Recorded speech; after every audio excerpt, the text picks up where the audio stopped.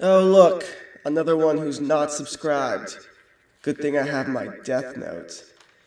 I'll take care of this quick. Oh, you think you can subscribe now? It's already too late.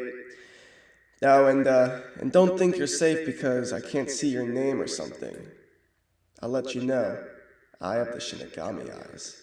Hello everyone, welcome back to my channel, Misa Deserved Better.com. My name is Nico and I review, apparently, animes now. Death Note first aired in 2006 and finished in 2007.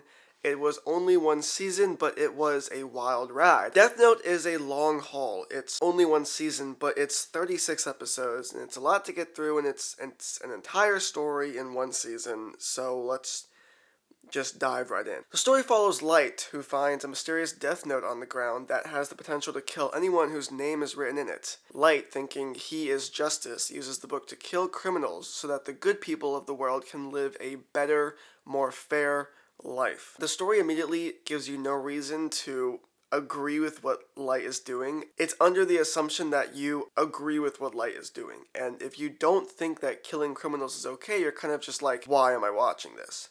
But I digress. Whatever. The show also doesn't reel you in with its stunning animation because, again, this was made a long time ago, but the animation is nothing super stellar. The characters also aren't immediately interesting. Most of them are just high schoolers or the family of a high schooler with no really unique character traits, in my opinion. The world also starts very small. Not a lot of side characters or any characters except our mains are really even considered to be important to the story until later on.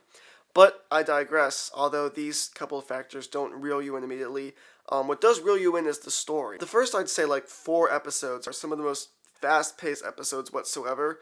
In fact, because they don't set any characters up or really do any world building or make characters interesting, they're able to just dive right into the story, and they do so very, very fast. I mean, Light is basically killing people, and there's a whole system to shut Kira down in the first couple episodes. The main antagonist, L, is introduced, and from that point on, the story is underway. It's basically L versus Light, and although the dad's involved in society and other countries and Misa and all these other people are involved, the story really is Light versus L. And we need to remember this because that's the antagonist and that's the protagonist, because as you know, something happens to the antagonist on episode 27, I believe. No, episode 26. I apologize. But from the get-go, the story is unique enough, and it's new enough, and it takes lots of left turns to be a good story. I mean, anyone can write a story where a book kills people, but this story, Death Note in particular, is unique, and they make their story go in ways you wouldn't expect it to go. So, great. The story is rich and captivating. So far, so good. And then we get to our Death Note deserts. Yeah. Around episodes 16 through 19, the story gets a little bit slow, and also we start to lose interest in the main character's drive, and part of that is from Light being captivated, putting himself in captivation for his master plan, which is unbearable to watch during because you're confused and it makes no sense, but it is saved when it's revealed that was his plan all along, so whatever. But there are a total of about 3 or 4 episodes where there is no Light killing people, and so the story seems to take a halt. The story of Kira being caught continues, but the story of Kira killing criminals does not. There is a new person killing, and L just has them locked up for 50 days, as if more days is going to provide him more evidence. That's the first dry spell, and it doesn't ruin the show, and it is kind of saved when Light is handed back the book, but for a little bit it's dry. The confinement just saw a huge shift in the tone of the show, and you weren't really following Light anymore. You were just following L trying to catch Kira, and so the story took a weird turn. The show picks up on episodes 22 and 23. This is when they're catching the guy from Yatsuba, the mysterious man who was chosen to do the killings for the time being. I will admit, when Death Note is at its peak, it's at its peak. I mean, these 2 episodes are some of the best moments of TV I've ever seen. I mean, you're on the edge of your seat the entire 2 episodes, just wondering what's going to happen, if they're going to catch this guy. What does that mean for Light when he's caught? Is he going to get the book back? Is stuff about Kira going to be revealed? Ultimately, just the entire chase and the entire capture scene is phenomenal. Really, really great. Really great. Immediately, we're thrown into a new Death Note desert, though. Oh my gosh, L is killed. And for a long amount of episodes, you're just wondering, why did they kill L? L is immediately replaced with this character, Nier, who is described as L's apprentice, basically. He has worked his whole life to become the new L. And Nier is basically a copy and paste of L. I mean, he has the same characteristics. You know, he's got these weird quirks, and he has the same passion and drive to stop Kira. And he also is a child who's somehow the best detective in the world somehow. So why not just keep L alive? It's not even a new character. It's just L thrown in a different body. And this doesn't ruin the show, but extremely limits the capabilities of the show for a long couple of episodes. And I say that for this reason, because after L was killed, the show either should have A, ended, or the season should have ended. But it just feels like it drags on, because again, there was a protagonist, antagonist established, Light versus L, and when there's an extra 10 episodes after the antagonist is killed, I'm just like, why am I watching this? It feels like it was dragged on. And they do a good job of keeping the story interesting and not making it unbearable to watch.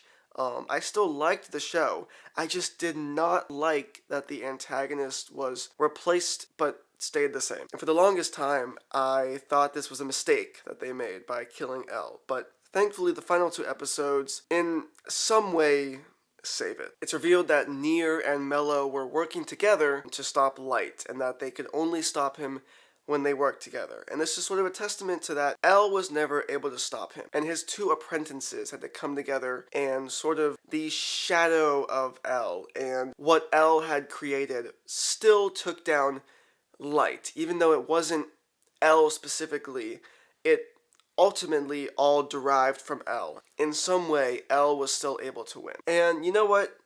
As weird as it is, and as much of a cheap ending as it is, it works. I like it. It works. L was killed, but somehow L still wins. And it's almost kind of amazing that L wins, because it shows that even with his main antagonist destroyed, Light was not able to conquer his dreams. He was still taken out, which is beautiful, and I can give it that. I liked it. On top of that, the ending is wild. The ending is, again, 2 of the best episodes of TV I've ever seen. I mean, up until the last moment, you're still wondering, is something going to change? And is something going to go astray, take a left turn? When Light is laughing maniacally, or when he still thinks he's won, it's tense. My heart was beating, something that didn't really happen throughout the entire show. And then Light is ultimately killed by Ryuk. Light still dies thinking that he's correct and that he is in the right. Everything comes full circle, and I shed a tear for the first time watching the entire series. So it took 37 episodes, but the emotions came out.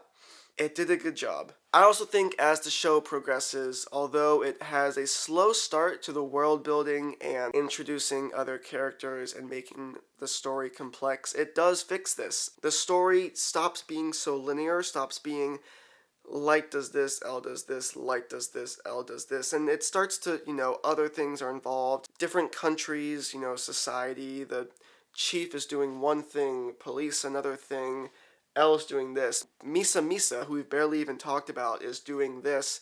One of the best characters ever, by the way. Misa is awesome. The world's also expanded on.